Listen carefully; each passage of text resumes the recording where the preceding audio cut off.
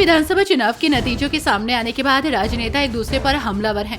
वहीं इसी बीच दिल्ली की कार्यवाहक मुख्यमंत्री आतिशी ने बीजेपी को लेकर चौंकाने वाला दावा किया है। उन्होंने कहा कि बीजेपी में मंत्री बनने को लेकर झगड़ा चल रहा है। उन्होंने कहा बीजेपी ने चुनाव के दौरान गारंटी का ऐलान किया और कहा कि हर महिला को 2500 रुपए दिए जाएंगे।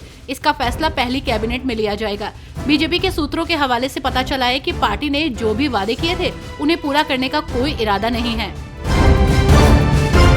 38वें राष्ट्रीय खेलों का भव्य समापन समारोह आज होगा। केंद्रीय गृह मंत्री अमित शाह खिलाड़ियों का हौसला बढ़ाएंगे। सीएम पुष्कर धामी ने तैयारियों का जायजा लिया और अधिकारियों को कार्यक्रम में किसी भी तरह की कमी न रहने के निर्देश दिए।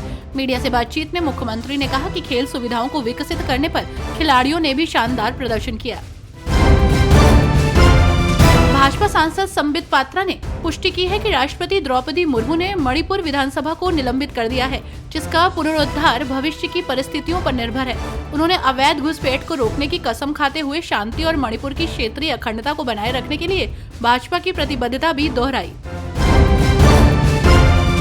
हरियाणा विधानसभा में आज से 2 दिवसीय प्रशिक्षण शिविर की शुरुआत होगी, जिसमें लोकसभा स्पीकर ओम बिरला मुख्य अतिथि के रूप में शामिल होंगे। इस प्रशिक्षण कार्यक्रम का उद्देश्य विधायकों को सदन की कार्यप्रणाली, मर्यादाओं और बजट सत्र में अपनी बात रखने के तरीकों की जानकारी देना है। तो वहीं डिप्टी स्पीकर ने बताया कि इस बार हरियाणा विधानसभा में 40 नए विधायक चुनकर आए हैं। ऐसे में उन्हें सदन में अपनी बात रखने, बहस करने, प्रश्न पूछने और संसदीय प्रक्रियाओं की समझ देने के लिए ये प्रशिक्षण आयोजित किया जा रहा है।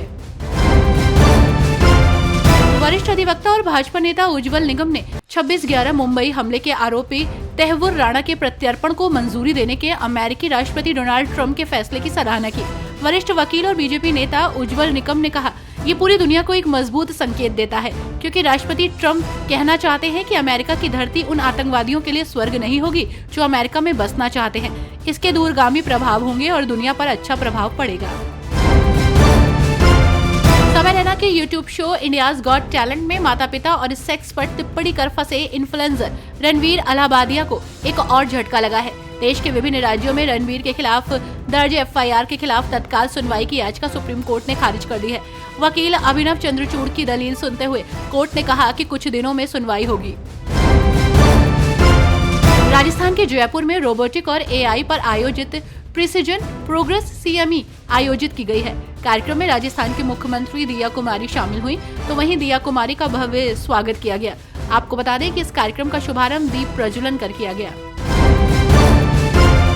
बीजेपी नेता तरुण चुंग ने मुंबई हमले में शामिल आतंकवादियों को भारत लाने पर अपनी प्रतिक्रिया देते हुए कहा कि प्रधानमंत्री मोदी जी के नेतृत्व में भारत की कूटनीति बड़ी सफलता से चल रही है। मुंबई हमलों के दोषियों को भारत लाकर सख्त कार्रवाई करना एक अहम कदम है।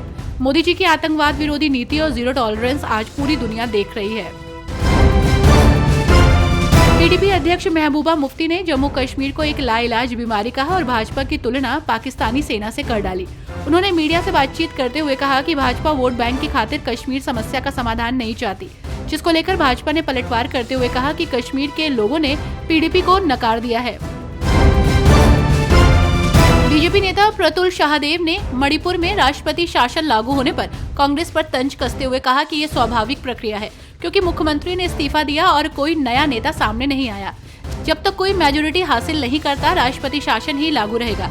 उन्होंने कांग्रेस को अपने घर की स्थिति सुधारने की सलाह दी, खासकर दिल्ली चुनाव में बार-बार हार के बाद। उन्होंने कहा कि मणिपुर में किसी भी गुटबाजी के बिना सरकार बनेगी और राष्ट्रपति शासन तब तक रहेगा जब तक स्थिति ठीक नहीं होगी।